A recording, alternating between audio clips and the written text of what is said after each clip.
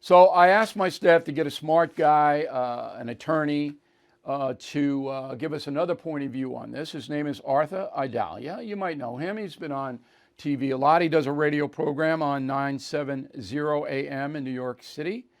And here he is, coming to us from Manhattan. So if you were defending Trump, because that's what you do for a living, right? You defend people who are charged with serious crimes. Would you be worried? Well, I've only seen the evidence of the prosecutor, so I don't know the evidence of the defense attorney. So often, Friday, I get the prosecutor's accusatory instrument, and I read it, and I'm like, "Oh boy, we're in trouble." But then I sit down and I talk to my client, and there are a lot of answers to the charges or the circumstances around those charges. From what I saw earlier today, from Congress's presentation and the video that they ran, yeah, I would definitely be concerned. And when you have the former Attorney General, Mr. Barr, saying that he told the President of the United States, Donald Trump, that I have found no evidence of fraud. And basically, no matter how many times you ask me to say that I did find evidence of fraud, I'm not going to do that. That doesn't bode well. But Mr. O'Reilly, to put you in good company, just because I'm Italian doesn't mean I'm not a really smart guy. I did look up the conspiracy to defraud the United States because I've never heard of it. And I found two cases, one from 1910 and one from 1924. And the general concept is any conspiracy for the purpose of impairing, obstructing, or defeating the lawful function of any department of government. That's the first case. And Chief Judge Taft in 1924 wrote, to interfere with or obstruct one of its lawful governmental functions. So President Trump, what he has to do here as his defense is he has to say, look, I never told anybody to storm the Capitol. I never told anybody to create any violence. I never told anybody to do X, Y, and Z. They took it on their own to do it based on, yes, some of my comments. I did think the election was stolen from me. I do still to this day think there is fraud. Those are genuine beliefs of mine, and I have these reasons to believe it.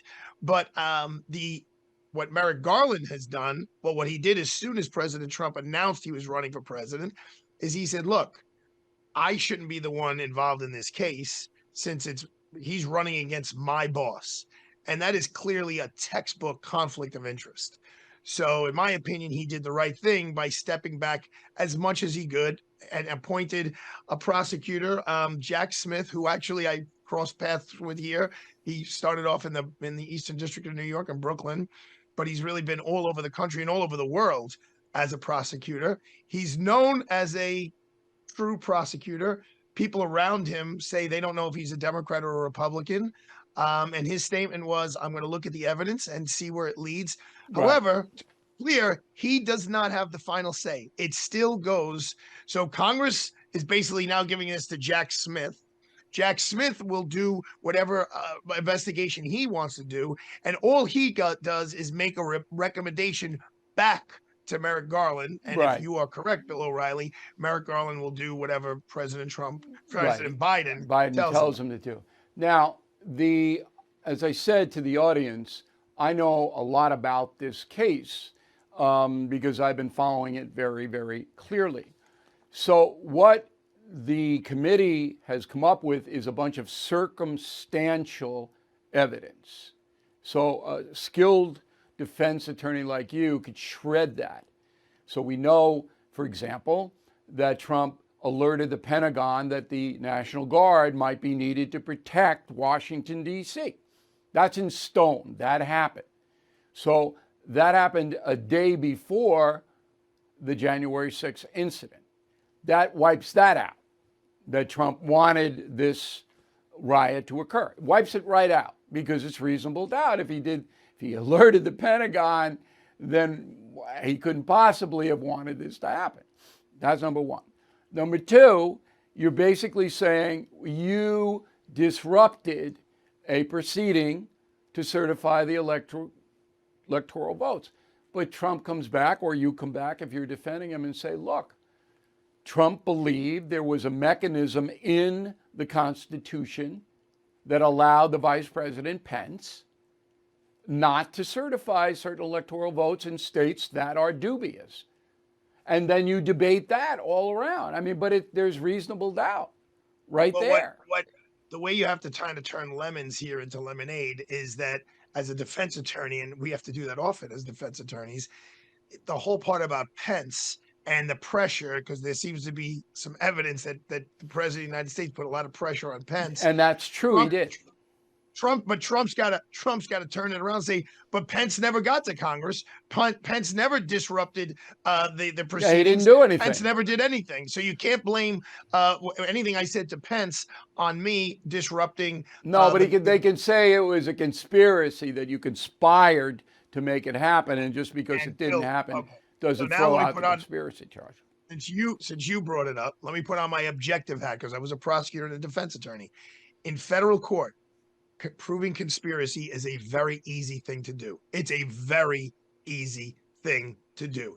And if they want to get Donald Trump and they charge him with conspiracy, in almost any jurisdiction in the United States of America, the bar is very low to convict somebody of a conspiracy. Here it's to conspiracy to defraud the U.S., which is something I've never heard of, but they could also charge him with conspiracy to obstruct an official proceeding of Congress. And that anyone who's charged with proceeding with a conspiracy needs to worry, because the federal government, Bill, my dad told me this a long time ago, when they want you, they'll get you.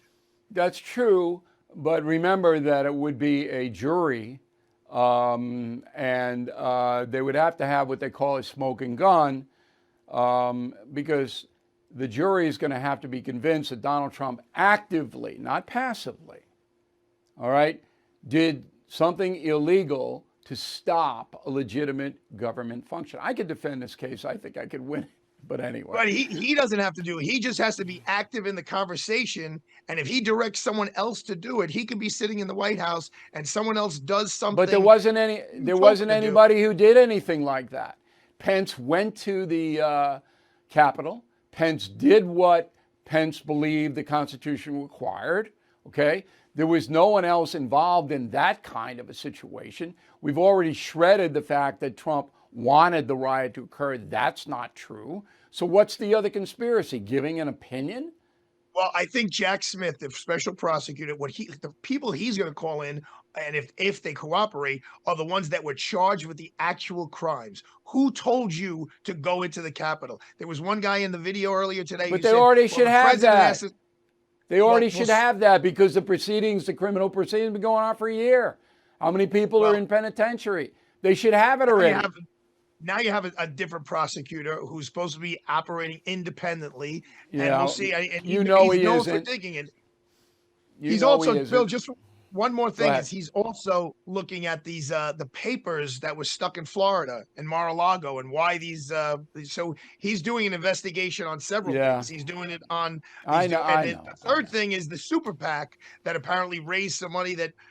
Trump was supposed, or I'm sorry, not the super PAC, but Trump raised money right after this that was supposed to be used a certain way, and they're looking at whether it was used a certain way. So there's three ways they're going after it. From what at my perch, it's just like the impeachment stuff. All right, they're trying to get this thing going. They're trying any way they can. I don't think it's going to work, but I could be wrong. Very good conversation, Arthur. Thank you very much. Merry Christmas to you. Thank you for taking the time.